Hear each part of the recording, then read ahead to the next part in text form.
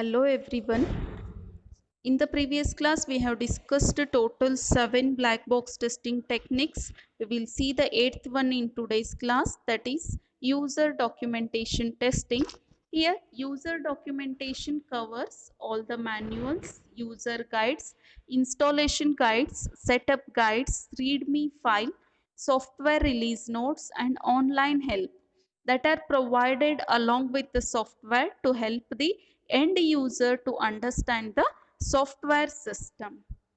Therefore, user documentation is done to ensure the documentation matches the product and vice versa.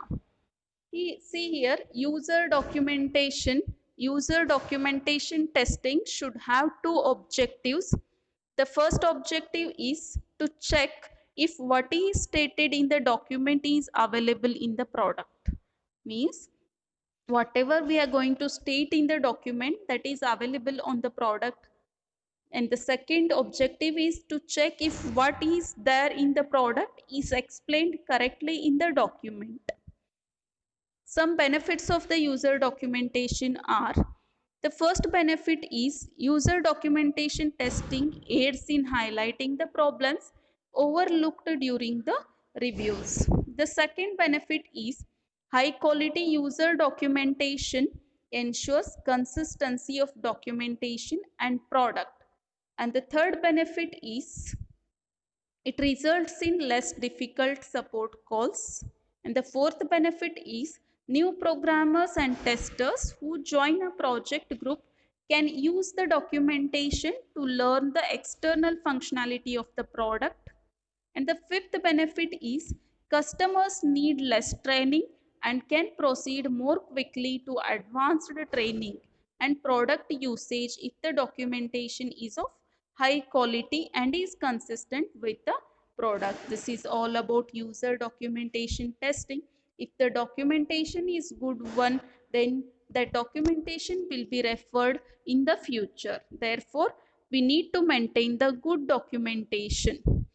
Next one is domain testing. First, we will see the domain testing definition. Domain testing can be considered as the next level of testing in which we do not look even at the specifications of a software product but are testing the product purely based on domain knowledge and expertise in domain of the application. Here domain knowledge means in-depth knowledge of the product, and they should be expertise in the particular domain of the application.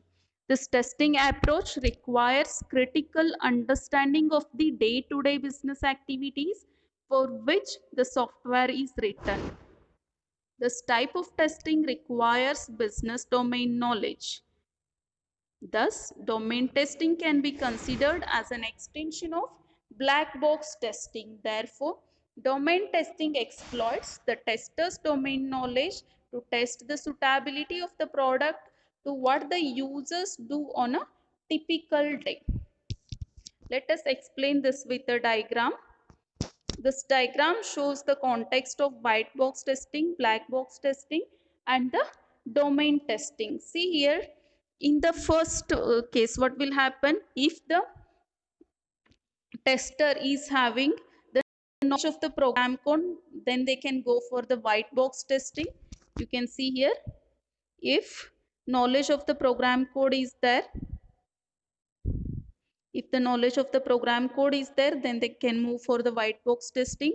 If there is no knowledge of the program code, then we are going to test whether he is having the knowledge of requirement specification. If it is yes, then they can move for the black box testing. If he don't have the functionality knowledge, then he can move for the domain testing. Like this, if the particular person is having the in-depth knowledge of the product, then they can do the domain testing. We will take one more example, that is banking software. What are the actions a user can perform in the banking software, that is in the ATM machine? First step is he is going to the ATM. Second step, he is going to put the card inside the ATM machine. Third step is going to enter the correct pin. Fourth step is select the transaction as cash withdrawal.